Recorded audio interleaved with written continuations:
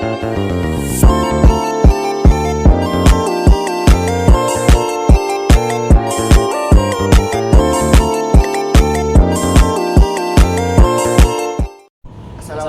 warahmatullahi wabarakatuh.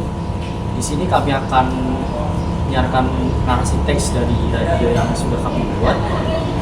Perkenalkan, nama saya Muhammad Ari Marianto dari TK2D, absen 14. Perkenalkan, saya Naufal Masjid, kelas TK2D, absen 16. Selamat pagi, pendengar setia Radio Semarang. Senang rasanya bisa kembali menemani Anda di segmen berita pagi. Saya Aryo akan menyampaikan berita yang saat ini sedang ramai dibicarakan di kota kita tercinta. Topik ramai dibicarakan di topik pagi ini adalah tentang meningkatnya aktivitas gangster di beberapa wilayah Semarang. Ini adalah masalah yang kian meresahkan masyarakat, terutama dalam sepekan terakhir. Mari kita simak berita ini.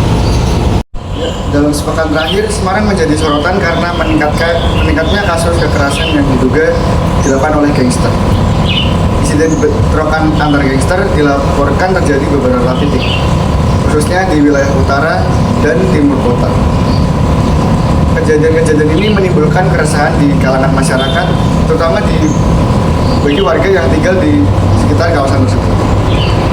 Salah satu insiden yang paling mencolok terjadi di Kecamatan Gedung. Di sisi dua kelompok gangster terlibat bentrok di tengah jalan utama, tepat di saat lalu lintas pada taksi. Aksi saling serang tersebut menimbulkan kepanikan warga dan pengguna jalan yang berada di lokasi. Bentrokan ini tidak hanya menimbulkan kerusakan pada beberapa properti, tetapi juga menyebabkan kemacetan yang panjang. Pihak kepolisian yang tiba di lokasi segera membuatkan kedua kelompok tersebut dan berhasil mengamankan beberapa orang yang diduga menjadi provokator. Dalam konferensi persnya, Kapolrestabes Semarang, Kombes Pol Wahyu Nugroho menyampaikan bahwa tindakan tegas akan terus dilakukan terhadap kelompok-kelompok yang meresahkan ini. Ia juga menjelaskan bahwa pihak kepolisian telah meningkatkan patroli dan melakukan razia di beberapa lokasi yang dianggap rawan. Kami tidak akan memberikan ruang bagi aksi premanisme di Semarang. Untuk itu, kami telah mengintensifkan patroli, terutama di wilayah-wilayah yang menjadi lokasi bentrokan. Razia dan operasi penertiban juga akan terus kami lakukan untuk memastikan keamanan warga. Selama itu, Polri juga berencana bekerja sama dengan tokoh masyarakat setempat untuk mencegah keterlibatan remaja dalam gangster. Mengingat sebagai yang besar anggota kelompok ini adalah remaja, pendekatan secara sosial dinilai penting untuk menekan angka kekerasan yang disebabkan oleh geng ini. Tidak hanya dari sisi keamanan, masalah sosial yang latar belakang maraknya gangster ini juga tidak bisa diabaikan. Banyak pasar sosiologi yang berpendapat bahwa fenomena ini berkaitan dengan kondisi sosial ekonomi masyarakat.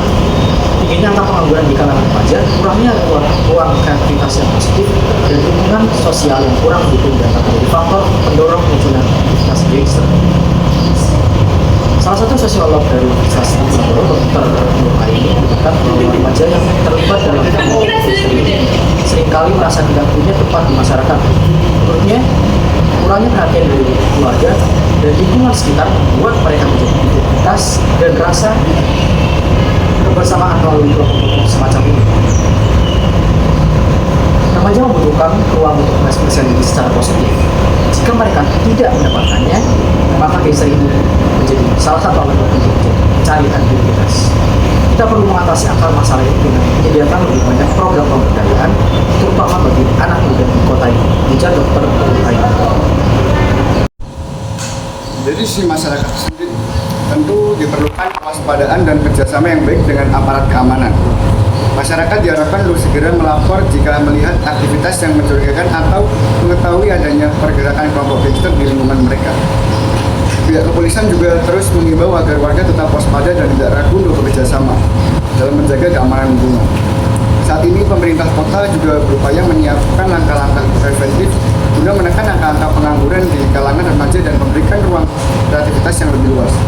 Beberapa program yang fokus pada pemberdayaan pemuda dan pembinaan karakter akan segera diluncurkan dalam waktu dekat. Semoga dengan upaya bersama, aktivitas gangster ini bisa ditekan dan Semarang bisa kembali menjadi kota yang aman dan nyaman bagi seluruh warganya. Demikian berita pagi ini. Terima kasih telah mendengarkan dan tetaplah waspada dalam menjalani aktivitas sehari-hari. Kami akan kembali dengan berita terkini lainnya di segmen berita esok pagi. Saya Aryo, undur diri. Sampai jumpa dan semoga hari Anda menyenangkan.